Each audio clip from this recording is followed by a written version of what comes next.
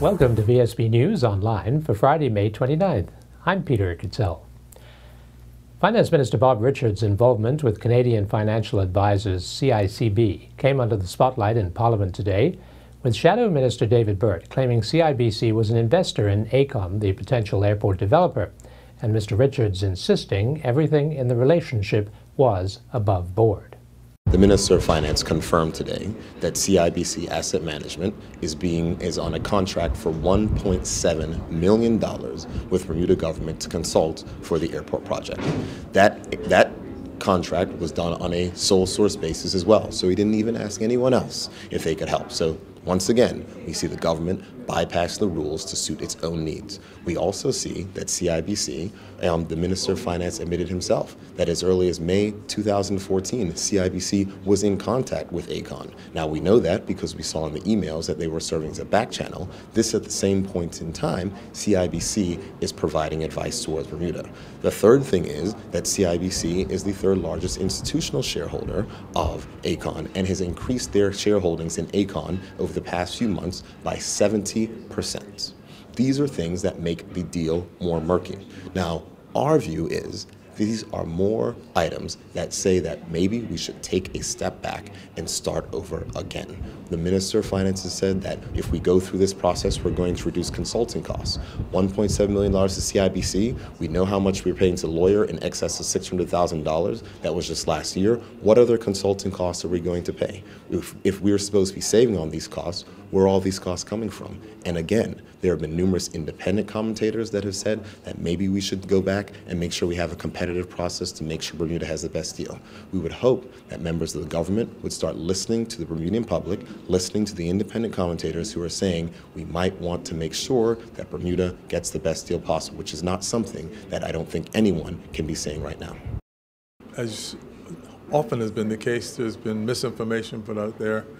CIBC Asset Management, which manages money on behalf of clients, has a 1.6% interest in AECOM. That was put out there like the bank had a major interest and major shareholding in AECOM, which was not true. CIBC Asset Management manages money for clients, like I have done for 30 years, and you know, when my company owned IBM stock, it wasn't for me, it was for my client. Same thing here. So the normal business, normal course of business, so there is no conflict of interest with CIBC World Markets and the rest of the bank. In fact, as of this moment in time, we have paid CIBC nothing. That's correct. I think some of the members were surprised at that, but we're paying them on a phase basis, phase 1, 2, and 3. Phase 1 hasn't been completed. That's the other thing that people may be surprised at. And taking all this time just to get to close to the end of phase 1. But once we get to phase 1, they'll get a payment. They get another payment end of phase 2, and when the whole deal is done, they'll get their final payment. And will come in under $2 million. That's correct. Yeah. By the market, that's a very good value. We think it's good value for money, and there are the senior management there are been known to me for about 25 years, and I know that they are really top shelf.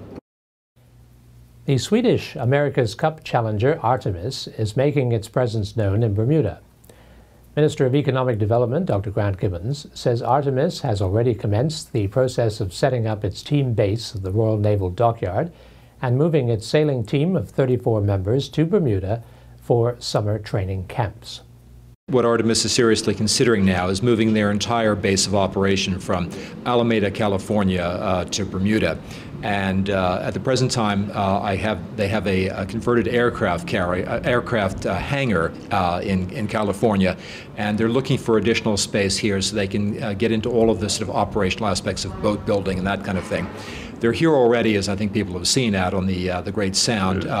They're here in sort of on a kind of a camp basis where they'll be here for a little while, then they're moving out for the World Series events. But I think if they go ahead, this would mean additional people in Bermuda over the next couple of years, probably starting towards the end of this year, beginning of 2016. But it would mean a significant sort of move for them, and I think obviously good for the economy, because they'll be renting places to stay, they'll be eating in restaurants, and obviously have a more significant base of operations here. Probably get a lot of visitors as well. So I think in that respect, it's very positive news if they proceed. Tell me about Morgan's Point. Well, they need a lot more space to do this than they currently would be able to get at the South Basin dock up there. Oracle already have a fairly large space, and obviously we're in the process of preparing the dock for other teams as well. What this means is they would have an operational base out at potentially Morgan's Point. I think that's subject. They're looking at perhaps other locations as well. But when we get to the beginning of 2017, under the America's Cup protocol, they'll be required to have their presence at the South Basin. So all the teams will do that. So they'll all be lined up there, and we'll also probably be using the potentially reclaimed land that we're talking about as well in that South Basin area. So everybody will be there in 2017, but this would be an interim step where they'd be doing a lot of their boat building and have other operational and business aspects potentially out at Morgan's Point.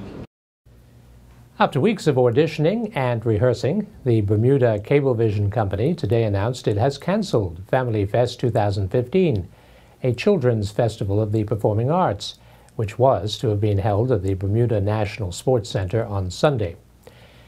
Terry Roberson, CEO, said that the company regretted to inform the public that due to unforeseen circumstances, it had been found necessary to cancel the event.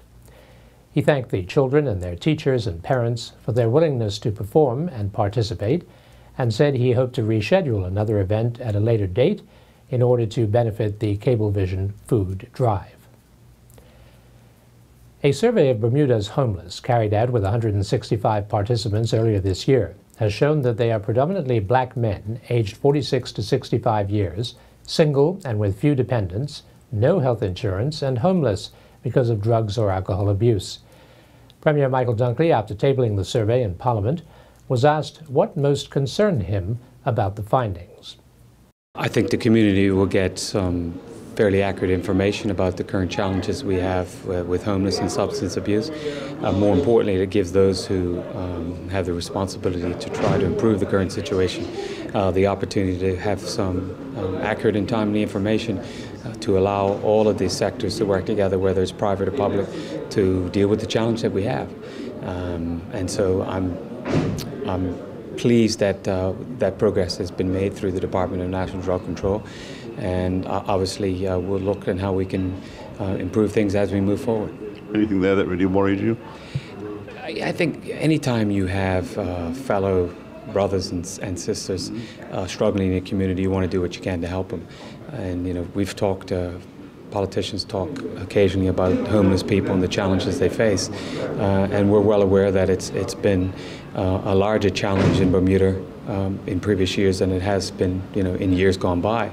And you know, if you're going to deal with the situation, it's always good to understand the symptoms and the causes that allow it to happen.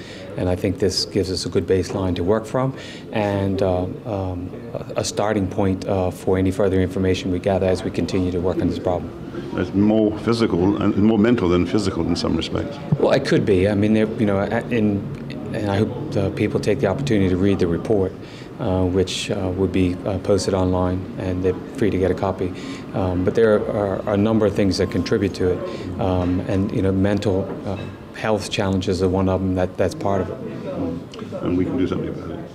Yes, we can do something about it, but as I said during the concluding part of my statement, that it takes various sectors within the public and private to work together to make it happen. You know, you can't just be working on housing if you're not dealing with challenges that might impede somebody from holding down housing and conduct themselves in an appropriate way. So there's a lot that has to be dealt with. To ensure that the Education Ministry gets the reorganization of the public school system right, Education Minister Wayne Scott has established a School Reorganization Advisory Committee. to be known as SCORE, on which he hopes to have representatives of the Bermuda Union of Teachers, the Bermuda Public Service Union, parents, the Board of Education, educators from preschool and special education, the Ministry Policy Analyst, and the Acting Commissioner of Education. Minister Scott told Parliament today he wants to hear the committee's views on possible school closures by the beginning of the 2015-2016 school year. And we'll be back with more news right after this. The Marketplace Food Court is you and your family's one-stop shop. Start your day at the Breakfast Bar with omelets made to order and traditional Bermuda codfish breakfast. The chefs will cook lunch and dinner to your liking. Along with the salad bar, sandwich bar, sushi bar, and fruit bar, the Marketplace Food Court is your kitchen away from home. Every day is hassle-free with nutritious meals from the Marketplace Food Court. Visit us 7 days a week. Homemade cooking, quality service, all at prices you can count on. The controversy over the new mammography guidelines boiled up again in Parliament today, with Shadow Health Minister Kim Wilson lamenting the high level of cancer among the island's women, and Health Minister Jean Atherton insisting the changes are not being driven by cost cutting. We have had a study in Bermuda that studies the Bermudian population for cancers versus America, and the study has effectively said that our level of cancers, by and large, are similar to America. So it's not unreasonable, based on that study, for us to rely on the United States data. 75% of all cancers detected in women are with women that have no risk factors, no pre-existing condition, nothing, 75%. So for a woman between the age of 40 and 49, recognizing all of that, what is to preclude them from them going to their doctor and saying, I want a mammogram, and then the doctor giving them a referral? And if the doctor says no, then you shop around and find a doctor that will. Are you afraid this is just a money-saving issue? Some people have raised that issue, and that it's an issue concerning the financial aspect and whether or not what the insurance company are paying out for mammograms, et cetera. I mean, the statement itself had cost-containing measures. And when you think of cost-containing measures, of course, the first thing that most people think about is money. This recommendation came from a group that was put together locally that deals with the Medical Doctors Association, the hospital, the council, etc. And if anybody wants to know, the persons who were not part of that were the insurers. So they weren't involved in this discussion. The adoption of the guidelines. We have been talking in Bermuda about having evidence-based medicine. There was a challenge that I had in terms of to the doctors to saying, hey, come on, you need to get out there and help your patients understand what's appropriate in terms of care, help them get better health for themselves, and therefore, when this came up, I thought to myself, fantastic. And what I'm hoping going forward is that individual women will go and talk to their doctors and get an indication of, do they have risk factors? Do they have other things which say it's appropriate for them to have the screening earlier? And if they don't, then feel comfortable, because the bottom line is there is such a thing as overuse, and it has negative consequences. The mysteries of lightning, climate change, the Sargasso and Bermuda's caves are all morphed into a new book by local author, scientist Nicholas Bates. Dr. Bates, who has published over 100 scientific papers, is senior scientist at the Bermuda Institute of Ocean Sciences. Next week, he'll be talking about the book at the Bermuda Underwater Exploration Institute. And today he shares with Charles Webb what inspired his first novel, At the Sharp End of Lightning. The book is fiction, but it's really drawing a lot from the science. Now, once you put science in it, to some people it's like watching paint dry. What have you put into the book that will be gripping for the average reader? Well, there's the drama, there's the heroine and heroes, there are villains. It can be read on a very superficial way, and there are layers, though, deep layers within. Even though they're fiction, there's elements of reality in there, and so people will recognize certain aspects of Bermuda, certainly the seas, the oceans around Bermuda. They'll recognize the connections to the Sargassum, to the Sargasso Sea, and other connections. I talk a lot about family relationships, even though in fiction I use humans, I use some imaginary creatures, but those imaginary creatures are really dealing with the human condition. And so the fiction draws upon loss, sacrifice. Now, would you consider this airport or aircraft reading? It's, you can read it on a very kind of easy level. It's complex, though. It's not perhaps, maybe not a beach read. So there's no sex in it? It's a PG-13. The Bermuda Weather Service will be launching the hurricane season on June the 1st, secure in the knowledge that it has the full confidence and support of the Emergency Measures Organization and the community. Deputy Director James Dodgson was particularly struck by the praise directed at the BWS at the Governor's Hurricane Conference in Florida recently. Now, the Premier, head of the EMO, came back from the Governor's Conference on Hurricanes in Florida, glowing with the praise he'd heard from the top officials about what a wonderful operation we have in Bermuda in so many respects, and starting with the Bermuda Weather Service. You got some very high praise from, I think, Dr. Rick Knapp. Yes, indeed. We work very, very closely with the National Hurricane Centre. They provide the guidance on the tropical storms, hurricanes developing in the Atlantic. We work closely with them, collaborate with them for our local watches and warnings. So based on their guidance, we put out our tropical update bulletins, very much similar to what your viewers would see on the National Hurricane Centre website. And we tailor it to Bermuda with a lot of extra details. And if they do approach Bermuda, we put out tropical storm or hurricane threats, potential threats, and that can lead up then to tropical storm or hurricane watches and warnings as well. And we, Bermuda Weather Service, are the official source to provide those watches and warnings to the community to make sure that they enact that preparedness plan. We're lucky to have them too, aren't we? We certainly are, yes. I mean, we're very gracious for them working with us closely. We have, as I said, we have a very good relationship with them in the region. In fact, such a good relationship that they actually use Bermuda as a staging point for their hurricane hunters to go and investigate some of these tropical storms and hurricanes. Now, they mentioned during that conference there were some new things to look forward to this year. Do you know what they were talking about? They're doing tweaks to their website all the time in terms of longer range forecasting in the 5-day outlook. They're adjusting a few things with that percentage risks and so on, low risk, medium risk. They've adjusted the bands a little bit. They're looking at, maybe not this season, but in seasons to come, actually trying to predict these storms before they actually even develop, at least give some kind of guide, heads up. They're also pushing more for the US, but we're hoping it will extend to Bermuda in the next few years, a storm surge product. So they'll have a graphical representation of low-lying areas that may get affected by storm surge. You'd always be bothered by irresponsible media reports across the globe, but how do you feel about these computer models that are put out by some pretty serious people? Certainly the computer models are very, very helpful, and they're always developing. We also actually work closely with the UK Met Office, and they are developing some of their models, and we may be able to tap into those models to get guidance on tropical systems this season. So those models certainly don't take them lightly.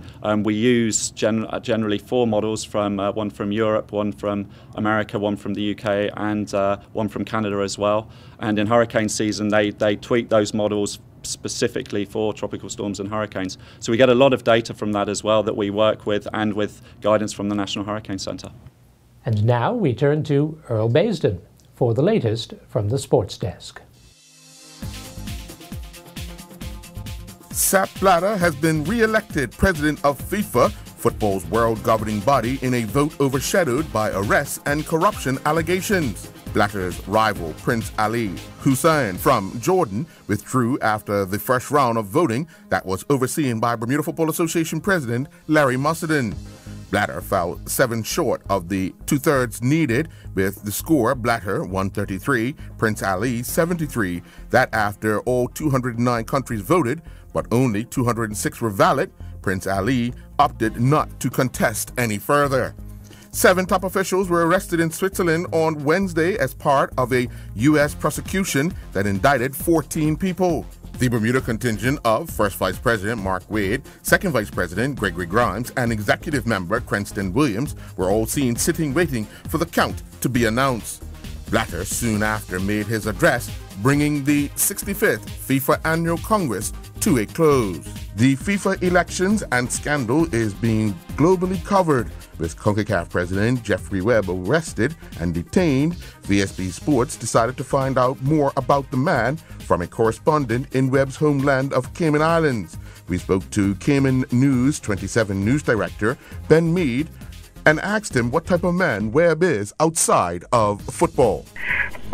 From my limited contact with him outside the football world, he is seen as a hard worker, a very loyal person to people around him, a fun-loving guy who likes to see things done in a very professional manner. That's a general feeling we get when you interact with him.